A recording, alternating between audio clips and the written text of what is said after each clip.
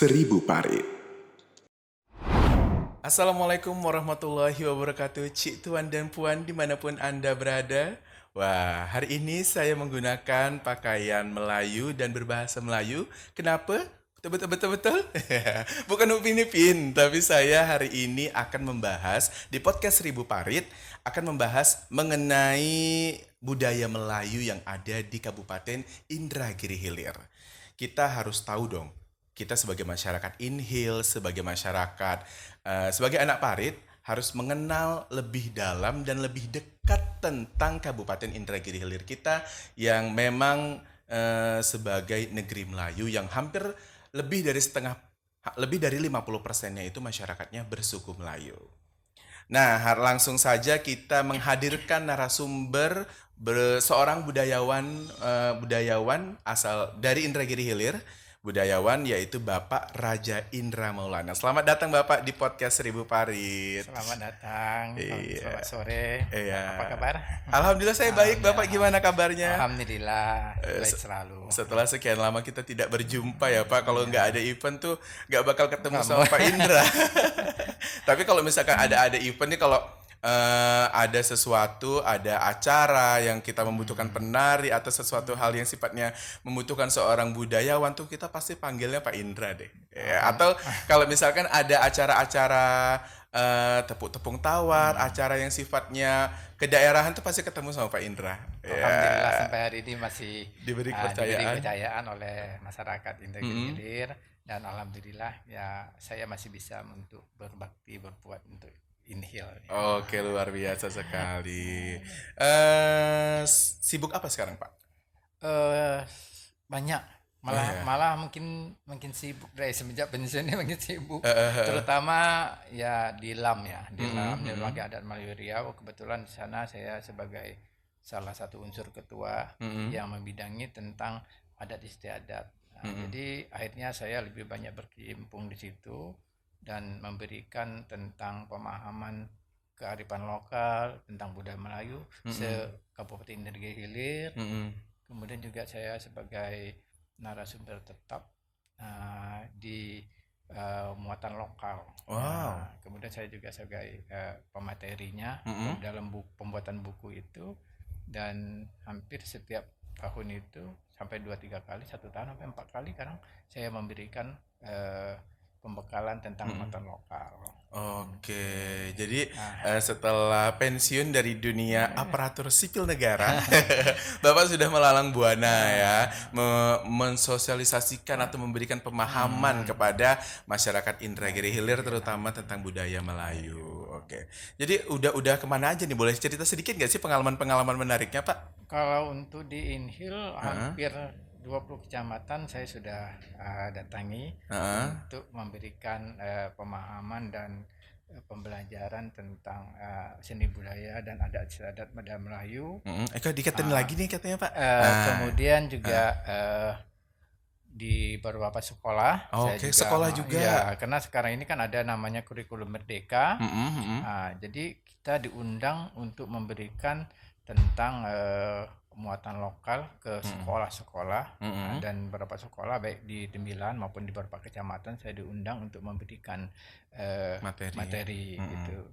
Samping itu juga ya biasalah setiap acara ada adat, saya tetap dilibatkan. Alhamdulillah masih diberi kepercayaan. Masya Allah. Kalau di luar kota ada juga gitu pergi. Sering juga memberikan di samping basic saya juga sebagai penari. Jadi sekarang ini juga saya juga membimbing adik-adik untuk bisa berkiprah dan bisa menjadi seorang koreografer gitu. Karena kita kan udah faktor umur, otomatis segala sesuatunya sudah mulai berkurang. Tapi ilmunya udah diturunin dong ke generasi-generasi muda sekarang. Mudah-mudahan, tergantung yang bersangkutan lagi. Mudah-mudahan bisa mau mengikuti jejak kita dan bisa melestarikan. Karena tanpa kita melestarikan, budaya dan adat kita akan hilang. Betul. Oke, jadi tugas Bapak ini udah ada itu ya nggak sih Pak? Udah ada apa namanya nih penerusnya nggak? Yang bakal Bapak ini kamu bakal harus nerusin tugas saya nih nanti ya harus melalang buana juga harus memperkenalkan budaya Melayu ke seluruh Inhil. Untuk beberapa cabang ada, ya, tapi tidak untuk keseluruhan. Karena tergantung kepada minat generasi muda kita. Kadang-kadang generasi muda kita ini tidak begitu berminat tentang budaya, tentang hal-hal yang sifatnya tradisional. Nah, jadi kalau untuk di bidang tari sudah ada beberapa orang kader yang kita yang kita turunkan dan sudah punya prestasi juga sampai ke tingkat nasional. Iya, iya, iya, iya. Alhamdulillah lah. Kemudian di bidang lainnya juga, tapi untuk keseluruhan masih belum susah belum dapat kita mencarinya karena tergantung itu tadi minat dan kemauan. Ya, gitu. Karena anak kita banyak minatnya kurang, kemauannya juga kurang, ya akhirnya itulah tadi. Apalagi dengan pengaruhnya Zaman sekarang ya Pak ya. sosial Iya media betul sekarang betul betul ini betul. sangat restan sekali terhadap hal-hal yang tidak baik dengan kita itu dan bertentangan dengan budaya kita masuk ke daerah kita. Apalagi tempat kita ini kan tempat perlintasan ini. Iya iya iya. Itu yang sangat saya khawatirkan. Oke. Oke lah kalau begitu semoga Pak Indra akan terus memberikan semangat kepada generasi-generasi muda sehingga membuka mata mereka bahwa budaya itu tidak bisa dan tidak harus ditinggalkan gitu ya Pak ya. Oke lah kalau gitu. Langsung nih saya ingin bertanya, kita ingin ngobrol-ngobrol tentang Indragiri Hilir. Setahu saya di Inhil ini dulunya itu adalah sebuah kerajaan nih Pak. Bisa nggak sih Bapak ceritakan gimana sih sejarahnya Melayu di Indragiri Hilir ini terutama kerajaan Melayu gitu Pak? Baik, secara umum di Indragiri Hilir ini dapat kita bagi ke tiga kelompok ya.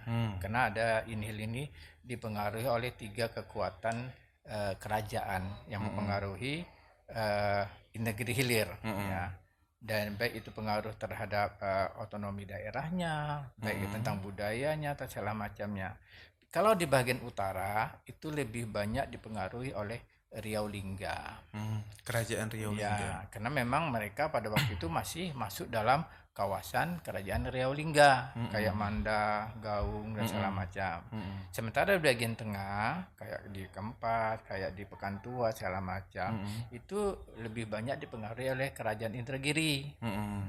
Sementara di selatan, terutama di Kemuning dan segala macam itu dipengaruhi oleh banyak dari kerajaan dari Jambi. Oke, karena berbatasan langsung. Berbatasan langsung dengan Jambi. Walaupun di awalnya lagi kita memang dulunya ada dikuasai oleh sebelum ada kerajaan yang baru ini yang tiga ini kita kan dipengaruhi oleh satu kerajaan yang sifatnya Keritang kuno itu waktu zaman Keritang itu. Tapi itu sudah susah betul kita kan telusuri karena begitu jauh dan itu dalam zaman peralihan dari Hindu ke Islam gitu kan. Jadi tapi pada umumnya sekarang ini Inhil itu dipengaruhi oleh tiga kekuatan budaya berasal dari tiga kerajaan gitu. Di samping ada lagi budaya-budaya yang sifatnya lokal. Mungkin adanya dari Reteh itu, di situ kan ada kumpulan yang disebut dengan Melayu Timur ya, orang Iranon yang aslinya kan berasal dari Filipina itu. Itu juga ada jenis katakan kelompok Melayu yang lain juga dan akan berbeda juga dengan yang lain-lainnya gitu. Tapi secara umum yang tiga itu sangat mempengaruhi di Indragiri Hilir. Oke, berarti ada tiga kerajaan lah pada sejarahnya dulu Inhil ini gitu yang Pak. Yang mempengaruhi. Oke. Dan sampai sekarang masih adakah peninggalan-peninggalan itu? Sebagian masih ada. Terutama mungkin pada ada adat kebiasaan lah, adat resam masih ada. Kemudian kuburan tuanya masih ada. Gitu. Dan itu dijaga ya Pak? Sekarang ini lebih banyak dijaga oleh ahli waris dan masyarakat sekitar. Oke. Dan masyarakat masih menghargai menghargai itu. Ya. Luar biasa. Untuk di Tembilahan sendiri Pak, Tembilahan dan sekitarnya lah yang bisa kita jangkau secara dekat gitu, adakah peninggalan-peninggalan itu? Kalau Tembilan sendiri tidak begitu nampak ya. Mm-mm. Karena Tembilan ini termasuk kota baru. Kota Oh, baru. Dibandingkan dengan Pulau Rete, Palas, Pulau Palas. Sapat, Heeh, Lebih heeh. Tua, orang Mm-mm. itu daripada Tembilahan. Oke. Jadi, Ya, peninggalan itu lebih banyak di tempat yang lebih tua iya, umurnya iya, iya. gitu. Kalau Pulau Palas itu di mananya Pak? Pasar sejarah itu ya? Pulau Palas itu kalau sepasar itu kan peninggalan Belanda, Oh. bukan Belanda juga Oh. banyak. Tapi sebenarnya di seberang itu kan ada kenapa disebut Pulau Palas juga ada sejarahnya Mm-mm, kan. mm-mm, mm-mm. Dan itu ya karena kota tua kan lebih terkenal. Mm-mm. Termasuk juga Sapat itu lebih terkenal dulunya daripada Temilahan. Temilahan ini kan Oke. belakangan. Iya, iya, iya. Gitu. Nah, berbicara mengenai sejarah-sejarah daerah-daerah yang ada di Kabupaten Indragiri Hilir, seperti kalau kalau secara umum kan secara nasional tuh ada cerita Malin Kundang, ada cerita-cerita eh, cerita-cerita anak lainnya lah seperti itu. Dan di Tembilaan atau di Indragiri Hilir itu ada juga saya pernah mendengar itu cerita atau legenda seperti Batang Tuaka, terus ada juga tentang Kemuning, itu kerajaan-kerajaan seperti itu. Apakah itu sebenarnya nyata nggak sih Pak adanya itu? Secara umum ya kita masih belum bisa membuktikan ya. Oke. Belum bisa membuktikan. Sama lah juga mungkin cerita di Sumatera Barat kan Malin Kundang, Iya. Sumatera Utara ada Sampuraga, ada lain. Dan di Bengkali juga ada kayak Dedap Durhaka, Batu Balah, Batu Petangkuh. Jadi namun masyarakat mempercayai itu gitu. Nah, tapi di balik cerita legenda itu kan memang ada pesan. Iya. Nah, pesan yang harus disampaikan. Kita masyarakat kita Melayu dulu kan menyampaikan sesuatu itu kan tidak langsung langsung kepada pokok permasalahan, Tapi tapi melalui kiasan, Oh. melalui segala macam. Contoh umpamanya anak gadis nggak boleh duduk di pintu, di depan pintu, atau nggak boleh duduk di jendela, nanti susah jodohnya segala macam. Nah, sebenarnya di Bali itu sebenarnya mengajarkan supaya orang mudah lewat depan pintu. Iya, iya, jadi nggak ngalangin gitu Pak ya. Ya. Tapi di orang-orang dulu Wah, mengisyaratkannya Isyaratkannya jangan itu gitu. nggak boleh potong kuku malam. Sebenarnya kan jangan sampai Luka, gitu. Oke, oke, oke. Jadi jangan malam hari gitu. Iya, ya. Jadi ada sebenarnya tuh ada pesan dan maksud maksud tersendiri tersendiri. dari larangan-larangan yang dibuat oleh orang-orang tua dulu. Oke. Dan banyak sekali itu pelajaran dan nasihat di situ. Contoh tadi kayak Batang Tuaka itu kan banyak nasihat yang harus yang kita pedomani dan kita pelajari.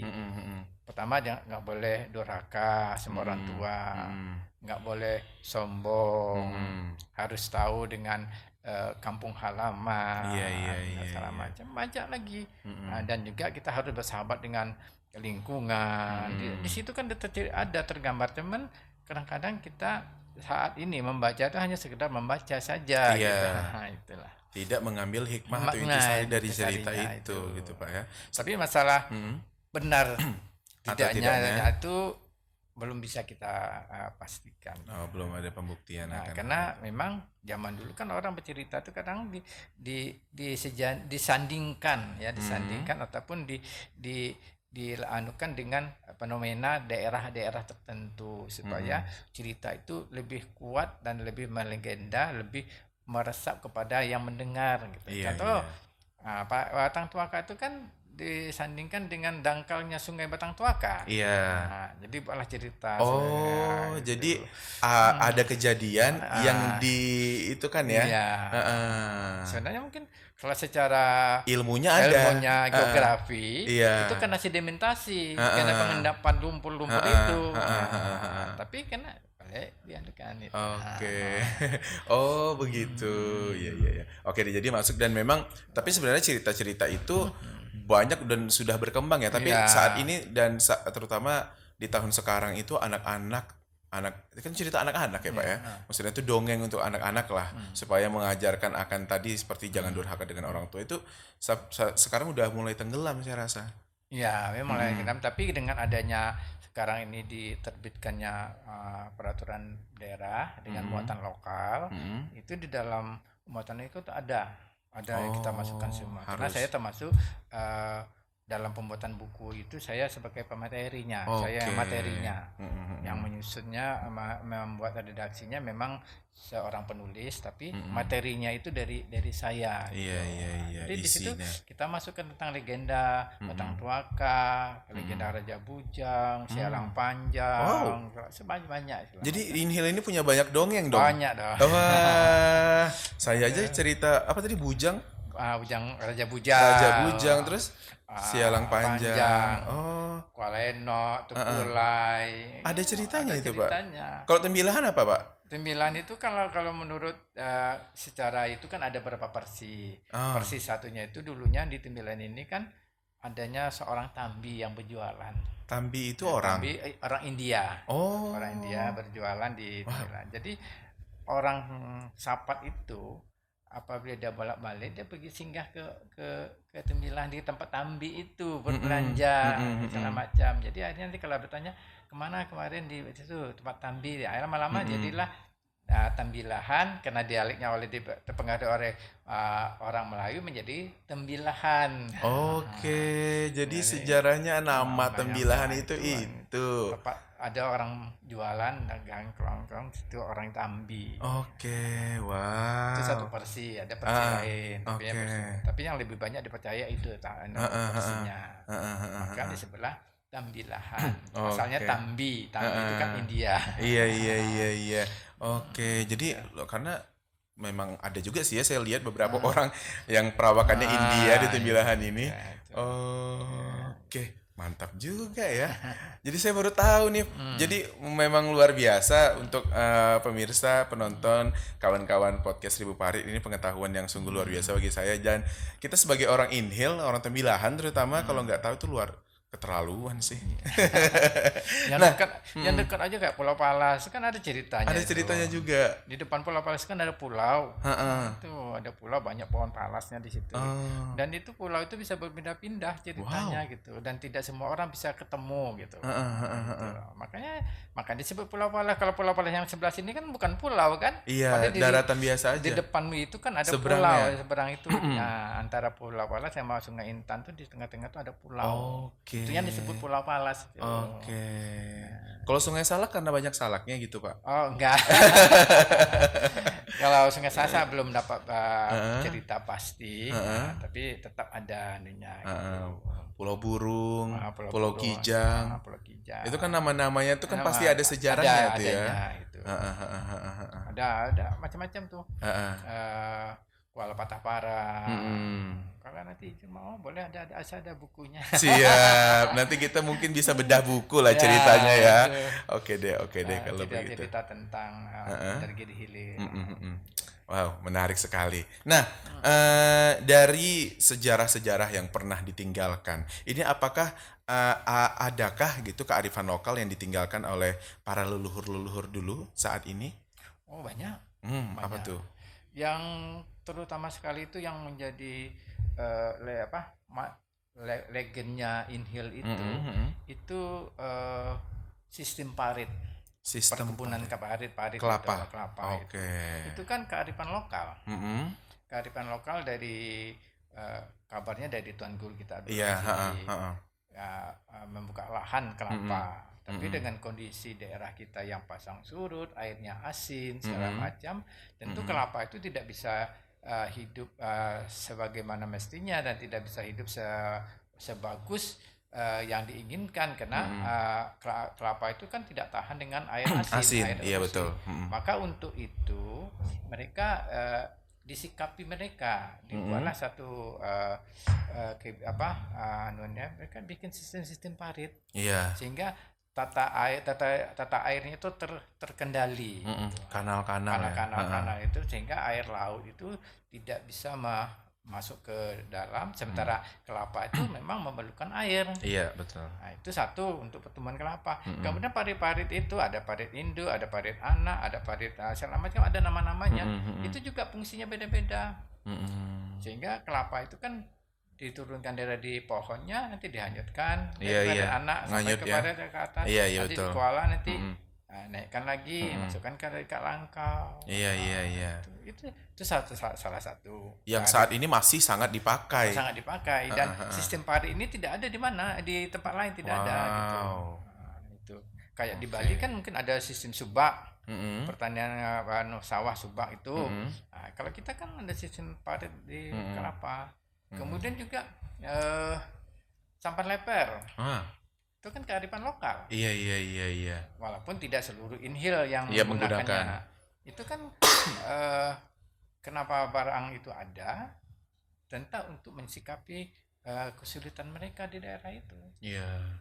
Karena geografis kita yang memang Geografis kita, Heeh. begitu pasang airnya dalam, begitu surut sekali, Iya, sehingga terjadilah lumpur saja. lumpur. Heeh. Sementara aktivitas mereka wajib ada. wajib ada Heeh. antara satu seberang dan ke seberang lagi. Heeh. Terutama mungkin keperluan kita untuk sehari-hari, sementara pasang kan sehari cuma 2 kali.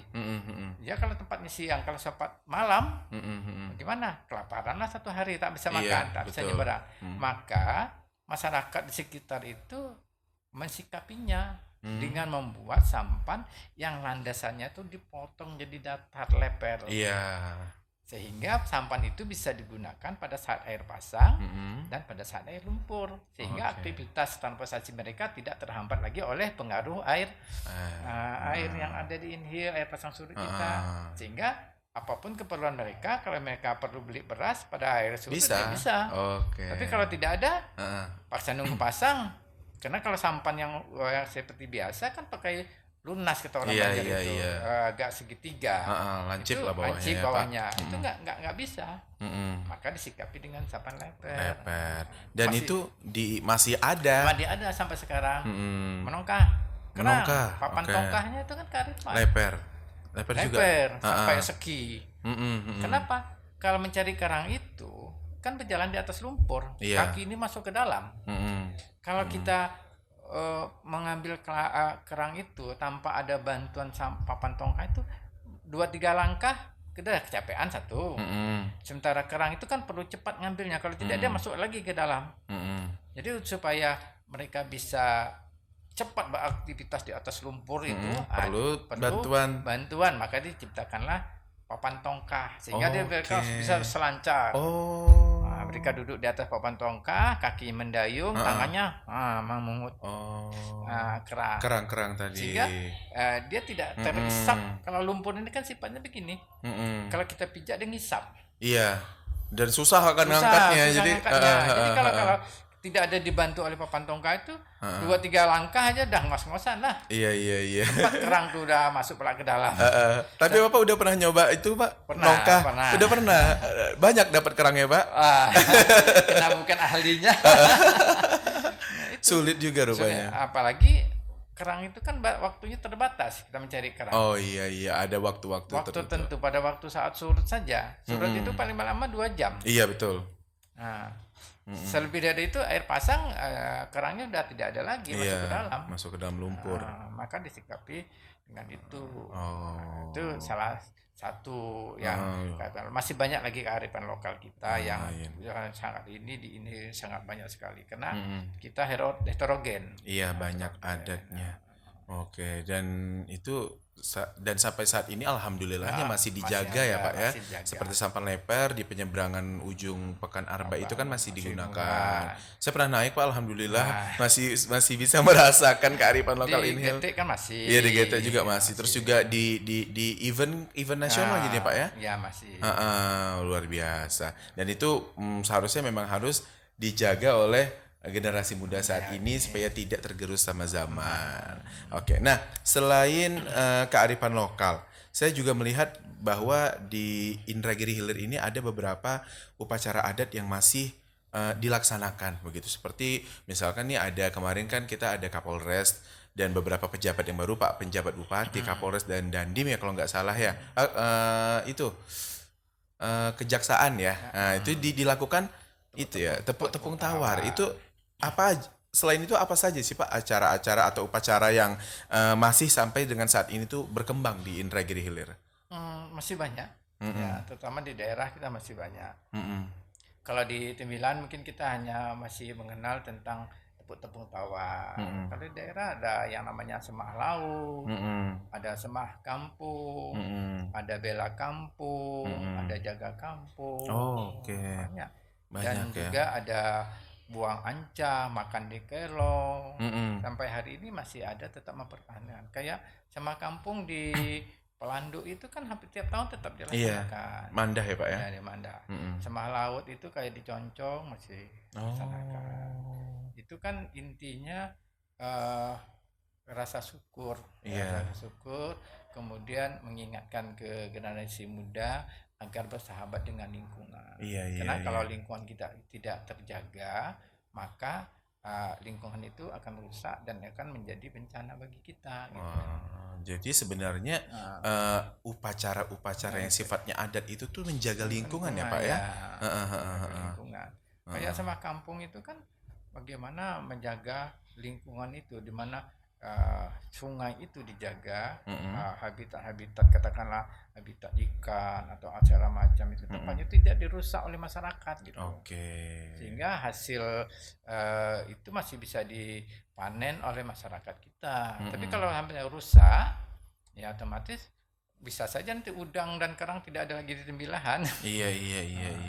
Kayak Betul. menongkah itu juga ada apa? Iya. Ada pantang larangnya. Oh, tidak bisa sembarang nongkah.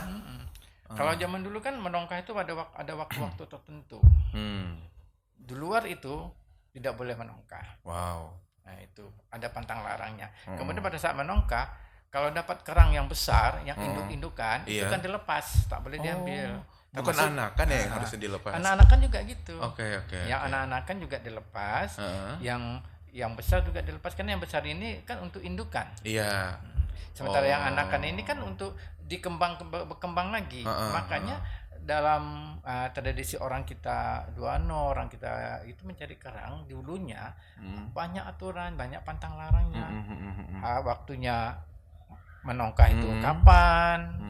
Itu yang mana yang boleh diambil, yang mana boleh tidak. Sekarang kan banyak main serobot aja, sehingga akhirnya dulu kerang murah, sekarang susah. Iya, betul. Malah dapat kerang yang kecil-kecil sekarang kan tak boleh diambil. Iya, karena itu nanti akan perkembangannya bakal susah. Betul. Jadi siklus kehidupan kerang itu mungkin akan putus nanti. Iya, betul.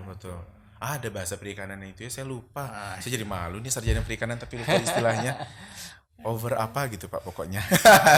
Memang nggak boleh Pak kalau misalkan anaknya itu ditangkap. Contoh aja kita sekarang ini banyak terjadinya di daerah-daerah. Banyaknya buaya muncul. Zaman-zaman dulu kan banyak juga buaya. Tapi kan tidak pernah muncul memangsa. begitu, memangsa orang. Dan muncul ke permukaan itu kan sekali-sekali aja. Kalau sekarang tiap hari muncul. Iya betul. Karena ekosistemnya tadi putus Ekosistemnya Pak. di tempat habitat dia itu udah rusak gitu. Wow, begitu luar biasanya dan sangat berpengaruhnya adat ini ya gitu. Pak. Oke, dan itu harus kita jaga. Oke. Nah, jadi sungguh luar biasa pengaruh adat terhadap lingkungan, terhadap kehidupan kita sampai dengan saat ini. Dan memang itu tugas seorang budayawan lah seperti Bapak gitu kan. Dengan sampai saat ini Bapak sudah melalang buana kemana-mana dan 20 kecamatan di Indragiri Inhil sudah Bapak datangi, sudah Bapak sosialisasikan tentang bagaimana budaya Melayu di Indragiri Hilir ini. Dan itu sebenarnya alasan Bapak sendiri kenapa memilih ini? Kenapa Bapak masih semangat untuk melaksanakan, menggaungkan? Pertama mungkin gini. Karena saya ini hidup di budaya Melayu, satu.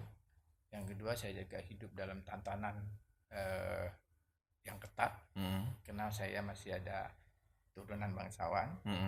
Yang kedua, karena saya memang dari kecil di lingkungan seni, seni dan budaya, karena keluarga saya banyak berkecimpung di bidang seni dan juga banyak berkecimpung tentang dalam adat-adat istiadat, sehingga barang itu dari kecil karena sudah ada dengan saya, termasuk dengan saya, mau tidak mau akhirnya barang itu menyatu dengan diri saya. Sehingga secara tidak langsung akhirnya saya mencintai. Dan ingin terus menggali. Begitu saya gali, begitu saya mempelajari, semakin saya tuh merasa kurang. Semakin saya merasa, oh kok begini caranya, kok begini masyarakat kita ini kok jauh dari hal-hal yang dulu, tatanan kita dulu. Kenapa? Waktu kita kecil-kecil dulu kan kita enak. Mau tinggal ambil buah-buahan banyak. Sekarang banyak buah-buahan yang dulunya ada, sekarang udah nggak ada lagi. Iya Pak. Dulu kita kecil-kecil, mohon maaf aja lah, pergi ke sama-sama tuh cari timun tikus namanya, kecil-kecil, betul. ambil makan Langsung ya. Nah, ada buah kayak buah kemunting segala macam kan bersebar aja. Sekarang mudah dijumpai. Sekarang mah timun tikus mana ada ketemu lagi kan? Iya betul. Kenapa? Karena rusak lingkungannya gitu. Jadi banyak sekali. Apalagi saat sekarang ini masyarakat kita, terutama generasi muda kita ini kan banyak dipengaruhi oleh budaya luar. Iya. Budaya luar yang sangat bertentangan dengan budaya kita gitu. Kalau kita dulu kan harus menyebut orang tua, abang, nggak boleh disebut nama. Iya betul. Harus ada sebutannya. Kalau lewat depan orang tua nggak boleh, harus ada tata caranya. Iya betul. Makan kita tak boleh begini. Ada aturannya. Ketat banget memang dulu Pak. Makan nggak boleh bunyi. Iya, ngecap ya. Ngecap. Kalau sekarang bodoh amat sih. Bodoh amat, atur aja, kaki naik segala macam. Iya. Jadi hal-hal yang itu karena sudah menyatu dengan saya. Saya tuh kalau melihat sesuatu yang janggal, nggak terima gitu loh. Iya. Maka timbullah di hati saya tuh, gimana nih saya nih? Apa yang bisa diperbuat ya? Apa yang gitu. bisa diperbuat supaya tidak begini, maka itu akhirnya terus. Makanya ini saya nggak bosan-bosan. Kita mau terima orang mau tidak. Iya, yang jelas saya sampaikan. Disampaikan. Oke, luar biasa. Ini sangat menginspirasi kita semua ya pemirsa, dan semoga kita bisa menjadi penerusnya Pak Indra ke depannya supaya tetap menjaga kebudayaan yang ada di Indragiri Hilir ini, terutama budaya Melayu. Karena gini, kebudayaan dan adat itu perlu kita jaga, perlu kita lestarikan, karena di balik itu ada nilai-nilai yang tersurat dan tersirat kata orang Melayu. Ada yang tersurat secara gamblang mata bisa kita serap, kita lihat, kita pahami. Ada yang tersirat ini di balik itu juga. Apa ini yang harus kita macam-macam lah. Kadang sampai orang berpantun itu juga kan, kalau zaman dulu pantun orang zaman dulu dia tidak langsung ke tujuan gitu loh. Kalau pantun zaman sekarang kan langsung tupain aja. Iya. Langsung tersirat juga. Oke, jadi ada katanya itu begitu luar biasa Pak ya, kosakatanya luas dan segala macam. Contoh umpamanya, sayang lemak nasi berdarah, buah selasih saya lurutkan, tinggallah emak, tinggallah saudara, karena kekasih saya turutkan. Kan tidak langsung menganukan ke gitu kan, dia berkias gitu. Iya. Apalah nasib kita kain buruk kan gitu. Bukan makna langsung tidak Pak ya.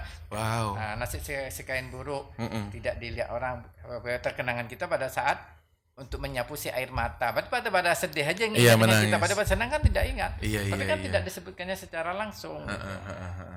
Oke. Nah, terakhir nih Pak, sebagai anak muda, tentu dong kita harus bisa melestarikan budaya-budaya Melayu ini. Apa pesan Bapak atau apa yang bisa kami lakukan nih sebagai anak muda supaya tetap budaya Melayu di Indragiri Hilir ini tetap ada gitu Pak? Tentu pertama saya ingin menyampaikan cintai budaya. Cintai budaya, kemudian pelajari budaya.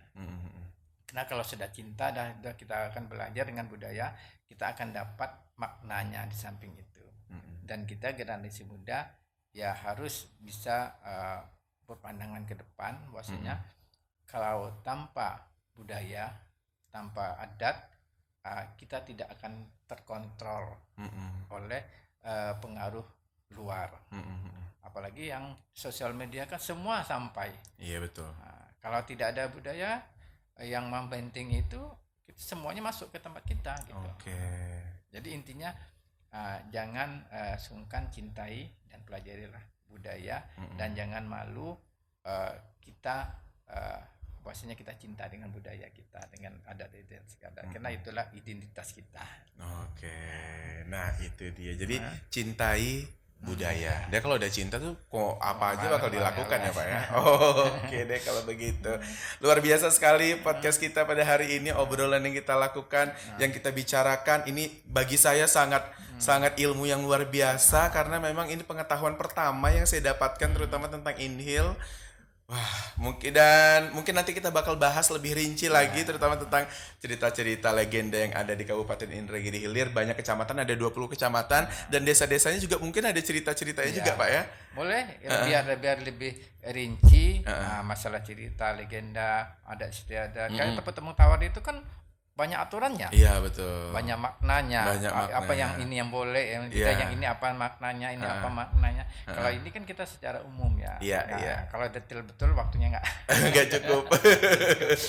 Oke deh kalau begitu, terima kasih untuk Pak Indra yang telah mau banget berkenan hadir di podcast 1000 Parit kita pada hari ini. Nanti mungkin kita akan undang lagi untuk berbicara tentang lebih rinci lagi nih tentang legenda-legenda. Saya lebih tertarik di situ. Mohon maaf Pak jika mengganggu waktunya juga pada hari ini, soalnya padat banget jadwal Pak Indra guys. Oke deh kalau begitu. Dan saya sangat senang karena saya prinsipnya itu tadi ingin menyampaikan apa yang menjadi kata-kata beban di saya tersampaikan, dan intinya saya juga ingin apa yang saya berikan itu bermanfaat bagi orang ramai. Oke, panggilan hati lah ya Pak. Oke deh kalau begitu kita pamit undur diri dari hadapan Anda semua. Mohon maaf jika kita ada salah-salah kata dan penyampaian. Terima kasih kembali Pak Indra. Wassalamualaikum warahmatullahi wabarakatuh dan sampai jumpa.